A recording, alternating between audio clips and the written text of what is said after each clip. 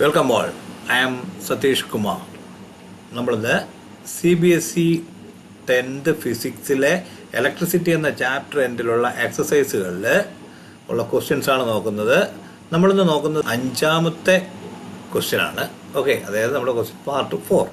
Okay, നമുക്ക് ക്വസ്റ്റ്യനിലേക്ക് പോകാം. ക്വസ്റ്റ്യൻ എന്ന് പറയുന്നത്, how is a voltmeter connected in the circuit to measure the potential difference between 2 points?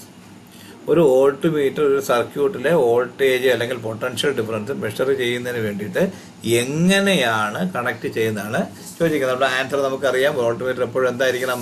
പാരലായിട്ട് അല്ലെങ്കിൽ എക്രോസ് ആയിട്ട് മാത്രമേ കണക്ട് ചെയ്യാവൂ. Answer is across or parallel. ഞാനൊരു ഇമേജ് കാണിച്ചിട്ട് നിങ്ങൾക്ക് എക്സ്പ്ലെയിൻ ചെയ്യുന്നു.